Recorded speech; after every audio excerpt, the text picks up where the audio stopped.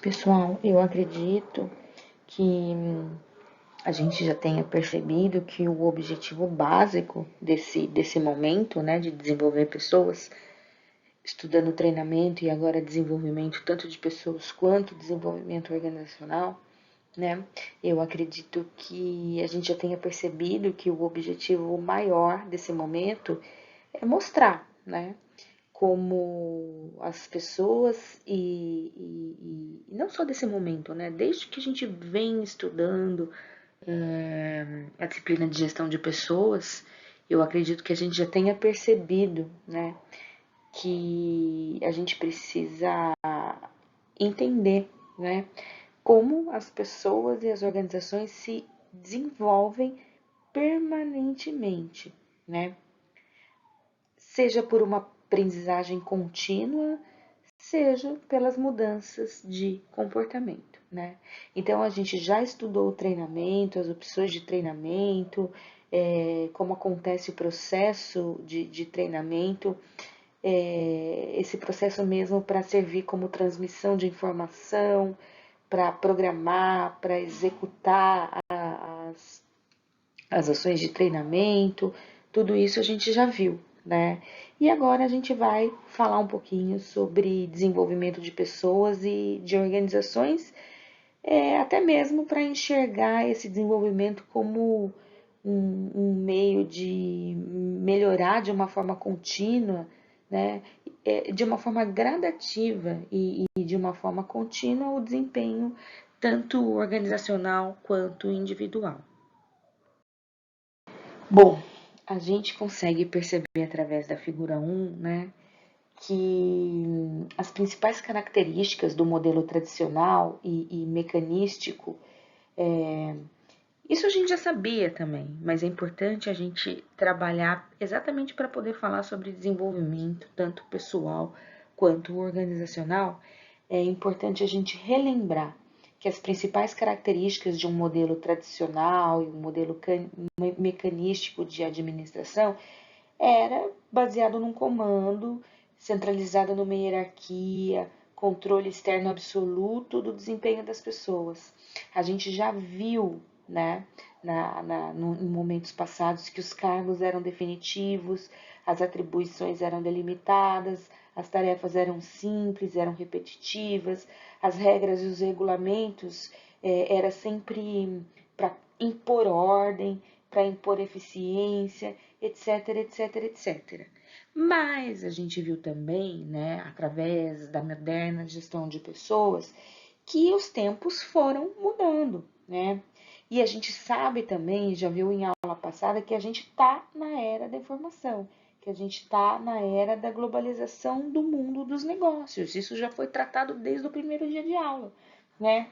E essa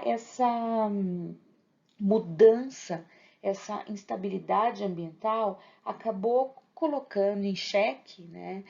Acabou colocando para ser melhor avaliado, melhor visualizado, esse antigo modelo rígido, esse antigo modelo definitivo de organização, né? E passou a mostrar para a gente que agora o ambiente que circunda as organizações, eles são ambientes estáveis, são ambientes imprevisíveis, né? O modelo tradicional não funciona mais num momento onde existe a imprevisibilidade, a instabilidade, né? É preciso então que a gente entenda a necessidade de mudar as organizações para que elas possam ser adaptativas, para que elas possam ser competitivas nessa era da informação atual que a gente tá passando, né? Então, é exatamente isso que mostra a figura número 1 e agora a figura número 2, né? Pautando para a gente exatamente a diferença entre... Bom, se a gente percebeu que as organizações mecanísticas vêm dando lugar às organizações orgânicas, né?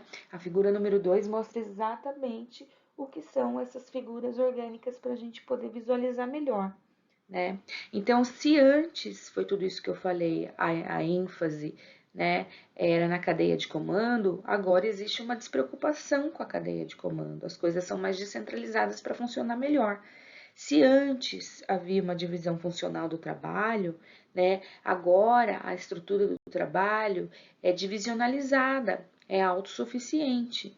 Se antes os cargos eram altamente especializados, agora eles são claramente definidos. Mais importante que eles são continuamente ajustados e redefinidos à demanda da situação.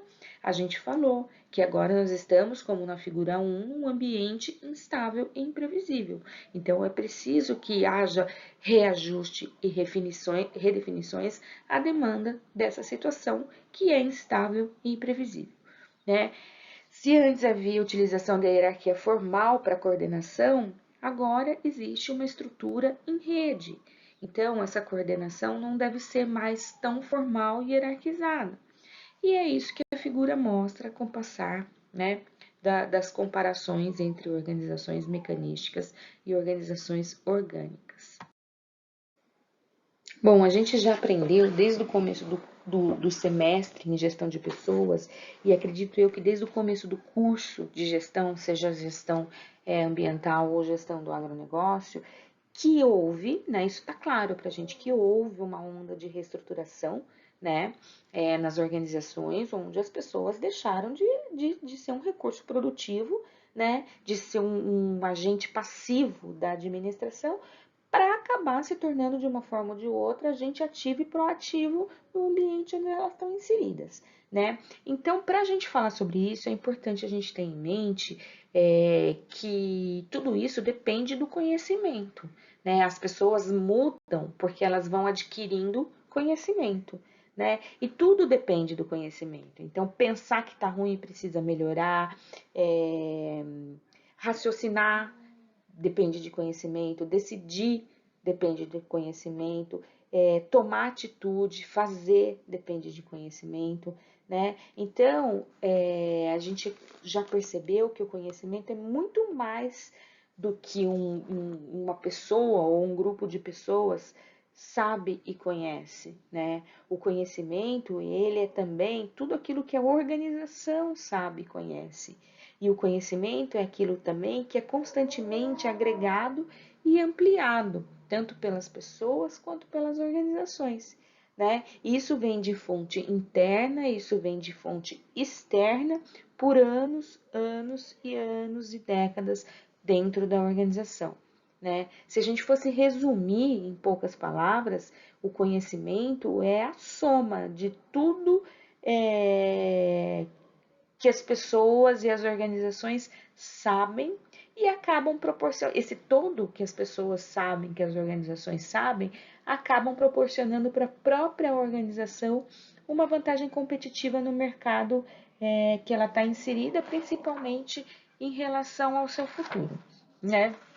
Então, o que a gente sabe? Que existem diferentes tipos de conhecimento e esses diferentes tipos de conhecimento, eles acabam requerendo diferentes abordagens da gestão do conhecimento, tá? Quais são esses tipos de conhecimento? O tácito e o explícito, tá? O tácito é aquele conhecimento subjetivo, difícil de comunicar, de registrar, de documentar e até mesmo difícil por ser subjetivo, difícil de ensinar, né? O conhecimento explícito, né? Ele é objetivo, é descritível, é possível e passível de ser codificado ou transformado, né, em documento e por isso ele é mais fácil de ser transmitido, né? Quando a gente fala em diferentes tipos de conhecimento, né, principalmente porque eles requerem diferentes abordagens da gestão do conhecimento, né, a gente acaba mostrando que o conhecimento, assim como na figura 4, né, os conhecimentos das pessoas, os conhecimentos das organizações, sejam eles tácitos ou implícitos, como eu falei, né, eles não podem ser isolados, eles interagem entre si, né, e acaba gerando uma exponenciação, né, exatamente como mostra essa figura número 4. né? As organizações, pessoal, que criam conhecimento são aquelas que, de uma maneira muito mais sistemática, acabam criando novas competências e disseminando pela organização inteira e incorporando novas tecnologias nessa disseminação de competências pela organização, né? Por isso existem 4 modelos de conversão de conhecimento, que é exatamente essa figura número 5, né? Um modelo de conversão de conhecimento baseado na socialização, né? Principalmente nesse modelo, as experiências são compartilhadas, e a partir dessas experiências compartilhadas, os conhecimentos tácitos, né, por exemplo, são criados, né? Outro modelo de conversão de conhecimento é a externalização, né, que é um modelo de conversão mais importante porque acaba criando novos conceitos explícitos para serem usados na organização. Outro modelo de conversão é a combinação, troca de informação explícita, e outro modelo de conversão de conhecimento é baseado na internalização, né? Que é um modelo conhecido como learning by doing, ou aprender fazendo, né? Nesse modelo, os membros da organização, eles acabam vivenciando o resultado prático do novo conhecimento. E isso é muito importante para a organização, e esse conceito é muito divulgado desde os primeiros períodos de quando a gente estuda gestão, tá? Gente, então, como a gente já aprendeu 1000 vezes, né? A gente percebe que, sem dúvida, é óbvio que a maior vantagem competitiva da organização é baseada no capital humano, né? E mais ainda, né? Ela é baseada no conhecimento tácito, né? Aquele conhecimento que a gente já falou no slide anterior, altamente subjetivo, que é difícil de comunicar, tá? Que é difícil de registrar, que é difícil de documentar. Então, a gente, voltando, né? A gente já sabe que a maior vantagem competitiva da organização é baseada no capital humano. Mais que isso, né? Ela é baseada naquele conhecimento tácito que os colaboradores possuem, né? É muito difícil de ser imitado, é muito difícil de ser copiado, é um conhecimento invisível, é um conhecimento que está na cabeça das pessoas, né? E a gestão do conhecimento, né, ela, de uma forma ou de outra, ela está muito ligada na capacidade que as organizações têm de poder utilizar, de poder combinar, digamos assim, as várias fontes e tipos de conhecimento organizacional, até mesmo para poder desenvolver as competências específicas e talvez uma capacidade inovadora para que gerem, que proporcionem novos produtos, novos processos, até alguns sistemas gerenciais e de liderança de mercado, né? Então, a gestão do conhecimento, ela acaba sendo uma base, tá? Para a gestão da informação, tá? Principalmente para poder capturar, organizar, formalizar e até disseminar, né? E até compartilhar a educação, a informação, a informação para uma educação corporativa, né? Existem alguns tipos de conhecimento organizacional, né? E a gente trabalha bastante a ideia de que esse conhecimento é armazenado de 4 formas diferentes, tá? Na cabeça das pessoas, em sistemas técnicos, em sistemas administrativos e em normas e valores, né? Quando esse conhecimento ele é armazenado na cabeça das pessoas, a gente pode dizer que esse conhecimento é armazenado por meio de educação formal, por meio de experiência, por meio da troca de informações, etc. Né? Quando esse conhecimento ele é armazenado em sistemas técnicos, né? A gente consegue entender que é no decorrer do tempo, no decorrer dos anos, através de diferentes coletas de dados, através da análise desses dados, através da codificação desses dados, né, que a informação, que o conhecimento é armazenado. Né? A gente sabe também que quando o conhecimento é armazenado na forma de sistemas administrativos, né, eles podem ser armazenados de forma tanto formal quanto informal. Né? Como assim? Regras, procedimentos, estilos de administração, etc, etc, etc. Tá? Quando esse conhecimento é armazenado em forma de normas, em forma de valores, é exatamente para manter o conjunto do que foi descrito anteriormente como o entendimento compartilhado, tá? De como o aprendizado deve, com certeza, ocorrer também junto de maneira de lidar com diferentes conflitos da organização.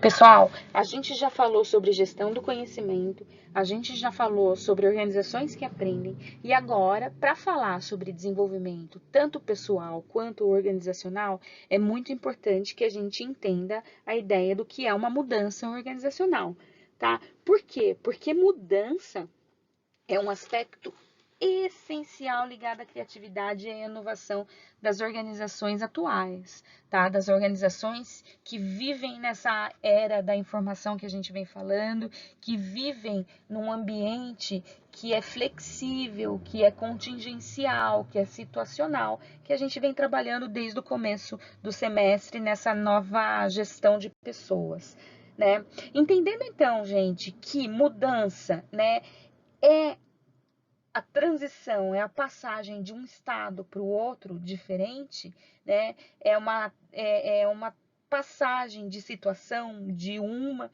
para outra, né? A gente percebe que o processo de mudança, como mostra a figura 14, é identificado por 3 pontos essenciais: o descongelamento, a mudança e o recongelamento, tá?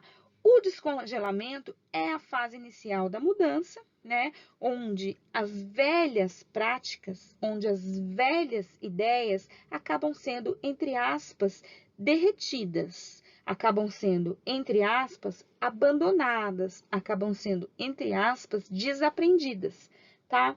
A segunda etapa do processo de mudança é a mudança em si. Nesse momento, né, as novas ideias, as novas práticas, elas são experimentadas. As novas ideias, as novas práticas, elas são aprendidas, né? Por quê? Porque aprendizagem significa mudança. Mudança significa aprendizagem. Então, nesse ponto número 2, as velhas práticas, as novas práticas, as novas ideias são experimentadas. E aí vem o recongelamento, né? Que é a etapa final. Essas novas ideias, essas novas práticas acabam sendo incorporadas de uma forma definitiva ao comportamento, tanto individual quanto ao comportamento organizacional, tá? E aí vem o que essa figura número 15, né, explica pra gente de forças positivas e negativas no processo de mudança, tá? Para a gente falar dessas forças, a gente tem que saber que agente de mudança é aquela pessoa que está dentro ou que está fora da organização, mas é aquela pessoa que acaba conduzindo, que acaba guiando o processo de mudança em uma situação organizacional, né? O processo de mudança, ele acaba acontecendo num campo de forças, tá? Esse campo de forças, ele atua dinamicamente em vários sentidos, né? Então, de um lado, a gente tem força positiva, a gente tem força de apoio, a gente tem força que dá suporte para a mudança. E no outro lado, a gente tem força negativa, a gente tem força de oposição, a gente tem força de resistência à mudança, tá? O que a gente sabe? Que em toda organização tem uma balança dinâmica. Uma balança dinâmica de força positiva que apoia, que impulsiona a mudança, e uma balança dinâmica de força negativa que restringe, que impede a mudança, né? O sistema, o sistema organizacional, ele funciona num estado de relativo, tá? De relativo equilíbrio, né? Esse equilíbrio. E aí a gente falou sobre todos esses conceitos exatamente para entrar no item desenvolvimento de pessoas, né? A gente já aprendeu, né, na aula passada a diferença entre treinamento e desenvolvimento, né? Que embora os dois caminhem juntos, o desenvolvimento de pessoas está muito mais relacionado com a educação e com a orientação para o futuro do que o treinamento. O treinamento é o agora, né? E a gente também já conseguiu perceber desde das nossas primeiras aulas que todas as pessoas, independente das diferenças individuais que elas tenham, elas podem e elas devem se desenvolver, né? A gente já viu que na abordagem tradicional o desenvolvimento, principalmente gerencial, era característica só de uma pequena fatia do pessoal, né? Principalmente aqueles que estavam em nível mais elevado, né? E a gente já viu também que hoje as organizações elas acabam exigindo tanto novas habilidades, elas acabam exigindo tanto novos conhecimentos, tantas novas competências, né? Que o desenvolvimento acabou passando a ser, o desenvolvimento acabou passando a apresentar uma necessidade de envolver quase se não a totalidade dos colaboradores, né? Existem muitos métodos, tá, de desenvolvimento de pessoas, tá? Existem técnicas de desenvolvimento de habilidades pessoais no cargo, tá? E principalmente técnicas de desenvolvimento de pessoas baseados em habilidades fora do cargo. Quando a gente fala em técnica de desenvolvimento de habilidade pessoal no cargo, a gente trabalha o que a gente já viu na aula passada, rotação de cargo, rotação de posições de assessoria, novas atribuições de comissões, etc, etc, etc. Quando a gente fala de técnicas de desenvolvimento de habilidades que estão fora do cargo, a gente falou sobre cursos, sobre seminários, sobre simulação e treinamento fora da empresa, né? Mas os principais métodos de desenvolvimento de pessoas são rotação de cargo, posição de assessoria, aprendizagem prática, atribuição de comissões e participação em cursos e seminários externos, exercícios de simulação, treinamentos fora da empresa e centro de desenvolvimento interno, né? Bom, uma maneira bem rápida, a explanação de rotação de cargos, a gente já consegue imaginar, né? Movimentação das pessoas em várias posições na organização. Principalmente, pessoal, para expandir habilidade, para expandir conhecimento, para expandir capacidade, tá? Quando a gente fala em posições de assessoria, a gente fala em dar oportunidade para que o colaborador, né, para que esse colaborador que tem um elevado potencial trabalhe de uma maneira provisória, mas que trabalhe sob a supervisão de um gerente bem sucedido nessa área da organização, tá? Quando a gente fala em aprendizagem prática, né, a gente acaba trabalhando a ideia de que o treinado, né, sei lá, o colaborador que está sendo treinado acaba se dedicando a um trabalho de tempo integral, né, para poder analisar e resolver alguns problemas mais pontuais, tá? Quando a gente fala em atribuição de comissão, a gente fala em dar oportunidade para que o colaborador participe de diferentes de pessoas dentro da organização. Por isso, quando a gente fala em desenvolvimento de pessoas, a gente fala em desenvolvimento de carreiras, né? Por quê? Porque o desenvolvimento de pessoas está intimamente relacionado com o desenvolvimento das suas próprias carreiras, né? Então, o desenvolvimento de carreira é um processo óbvio, tá? Que é formal, que é formalizado, que é sequencial e que focaliza principalmente o planejamento do futuro do colaborador, que tem potencial para ocupar cargo cada vez mais elevado, tá?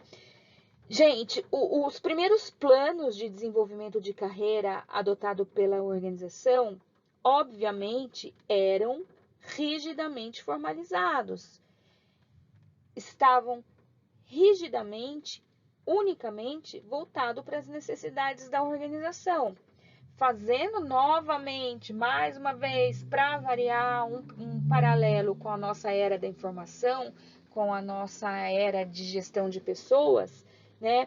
A gente consegue perceber que esses planos deixaram de ser unilaterais e acabaram passando a abranger tanto as necessidades da organização quanto a necessidade das pessoas envolvidas, tá? Elas não são mais extremamente formalizadas e unicamente voltada para a necessidade da organização. Agora, num ambiente mutável, num ambiente situacional, contingencial, né? Esses planos acabam abrangendo tanto necessidade da organização quanto necessidade das pessoas envolvidas, né? E as principais ferramentas utilizadas pelas organizações para desenvolvimento de carreira são os centros de avaliações, tá? Principalmente quando a gente trabalha a necessidade de retroação sobre forças e fraquezas dos candidatos, principalmente para compreender suas próprias habilidades, né? E, consequentemente, ajudando esses próprios colaboradores, a partir do momento que eles compreendem as suas habilidades, né? A desenvolver os seus objetivos e os seus planos de carreira adequado e mais realístico, tá? Outra ferramenta são os testes psicológicos, avaliação de desempenho, projeções de promovabilidade e planejamento de sucessão.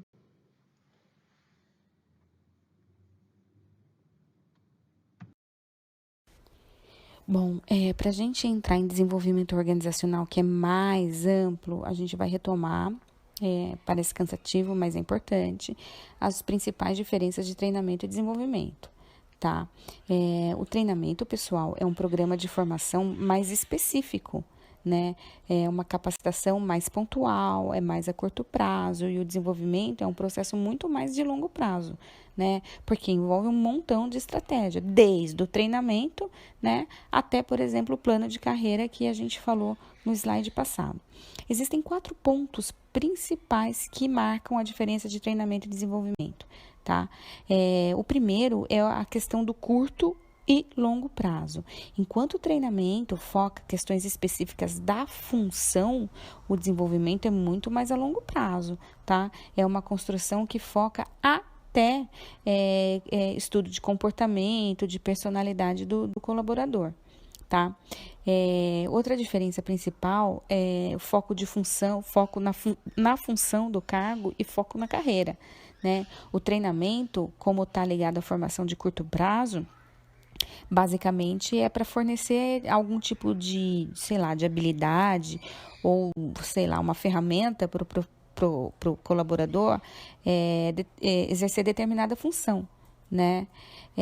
Por isso, geralmente os programas de treinamento são para novos funcionários ou para novos cargos.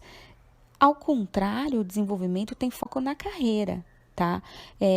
Ou seja, treinando, você acaba desenvolvendo a pessoa e, consequentemente, desenvolvendo a organização, tá?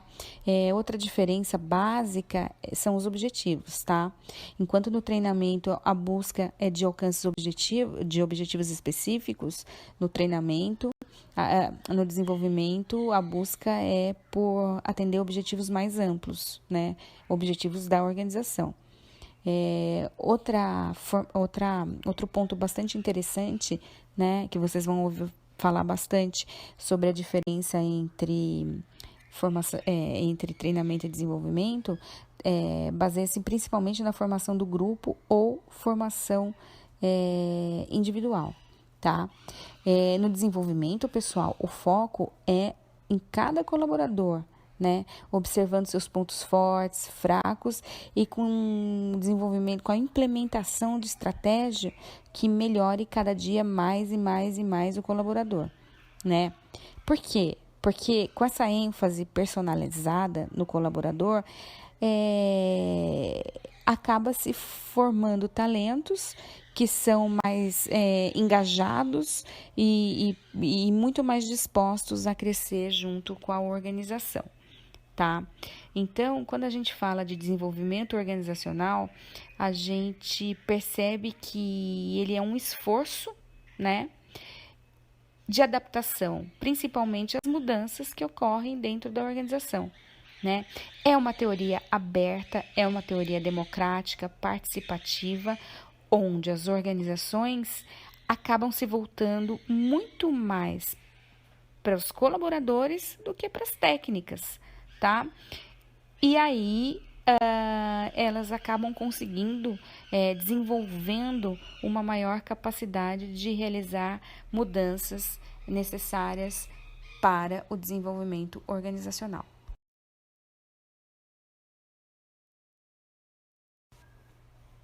Algumas premissas básicas sobre o desenvolvimento organizacional que é importante a gente guardar é que ele é baseado na pesquisa e ação, tá?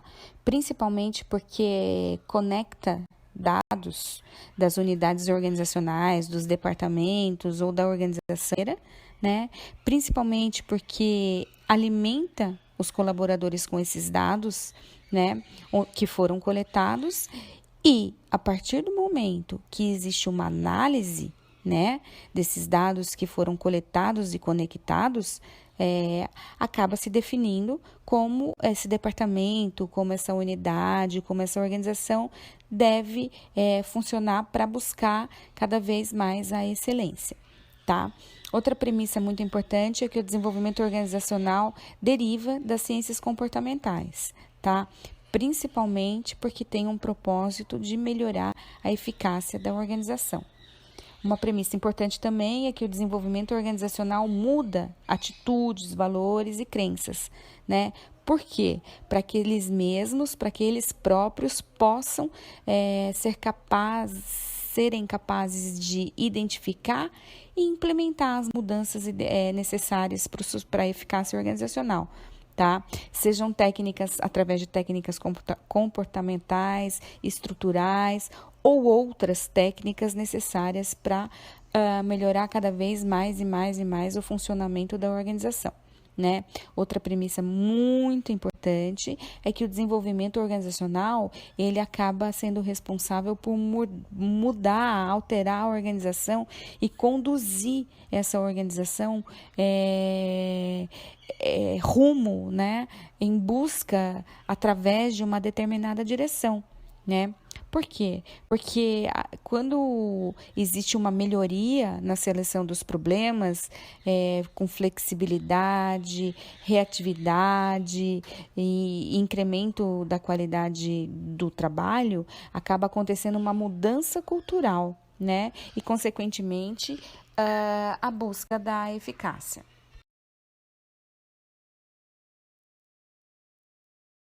Bom, o desenvolvimento organizacional, no caso, ele utiliza um processo dinâmico, tá? E esse processo, ele é composto de 3 fases distintas, o diagnóstico, a intervenção e o reforço, tá? Bom, primeiro a gente diagnostica a situação atual, tá? Da organização, né?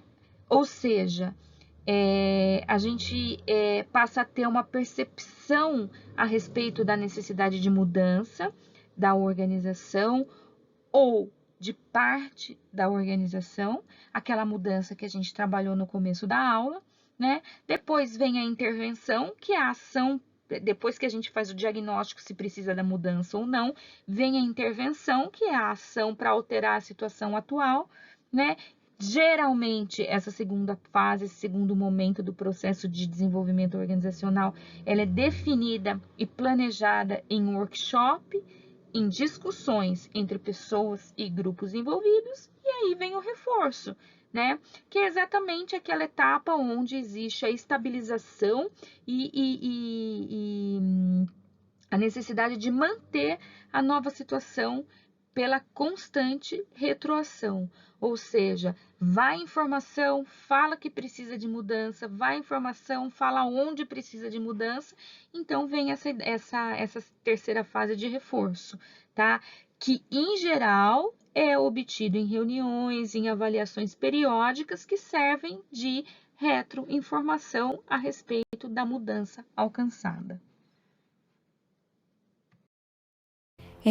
Como o desenvolvimento organizacional, ele acaba sendo um desdobramento da teoria comportamental e da teoria sistêmica, né?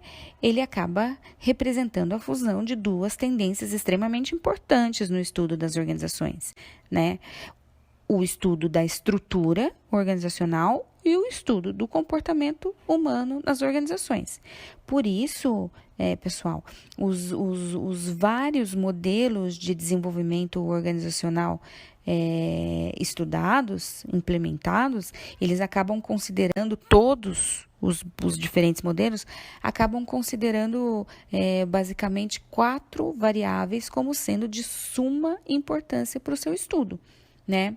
O meio ambiente, principalmente para entender alguns aspectos relacionados à turbulência ambiental, né? A organização, principalmente buscando visualizar e entender o impacto, né, sofrido pela organização em decorrência dessa turbulência ambiental, né?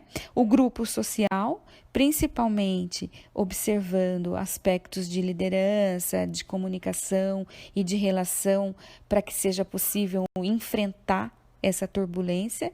E por último, não menos importante, o indivíduo, né? Para entender, para perceber as motivações, as atitudes necessárias desses colaboradores para poder enfrentar esse ambiente de turbulência, né? Essas variáveis, pessoal, elas são básicas, né? E muito importante para serem visualizadas de maneira interdependente, tá? São 4 variáveis, porém, como o sistema é aberto, elas acabam agindo, atuando na organização de maneira interdependente e interagente. Por isso, a ênfase é sempre dada tanto na gestão de pessoas quanto na gestão de processos. As técnicas de desenvolvimento organizacional, elas, na maioria das vezes, são aplicadas numa sequência bem estruturada e definida, conforme a gente consegue observar aí na figura azul, tá? O desenvolvimento organizacional, ele utiliza uma variada tecnologia, né? E para cada técnica existe um nível de intervenção diferente. Esses níveis são o intrapessoal, o interpessoal, o intragrupal, o intergrupal e o intraorganizacional, tá? As técnicas como treinamento de sensitividade, análise transacional, desenvolvimento de equipes, consultoria de procedimentos, reunião de confrontação e retroação de dados, para cada atividade que ela desempenha, ela acaba interferindo num nível de intervenção, tá? O ponto de partida, né, do desenvolvimento organizacional é melhorar a sensibilidade intrapessoal das pessoas.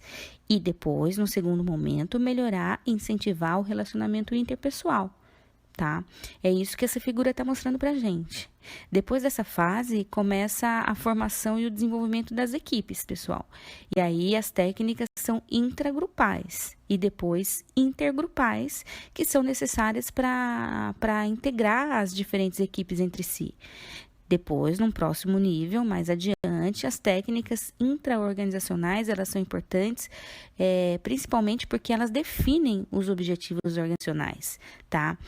Objetivos organizacionais estes que são alcançados, que são conseguidos, que são executados mediante um trabalho conjunto e coordenado de diferentes equipes envolvidas, né?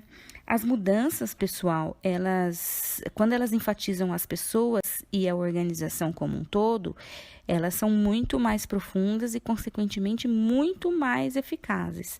Elas alcançam com muito mais certeza os objetivos pretendidos, tá? O que a gente tem que tirar de lição é que, no fundo, o desenvolvimento organizacional, ele acaba representando um conjunto, né? Uma agregação, um mutirão de esforços para, de uma forma ou de outra, mudar a organização, tá? Principalmente mudando o comportamento das pessoas que estão envolvidas nesse processo organizacional, tá? Quando existe uma mudança completa, plena, tá? Seja de atitudes, comportamentos, personalidades, a organização ela acaba mudando como um todo, ela acaba mudando por inteiro. Por isso é muito importante trabalhar o desenvolvimento organizacional atrelado ao sentido de adaptação à mudança, à criatividade, à inovação e, consequentemente, a saúde e a vida organizacional.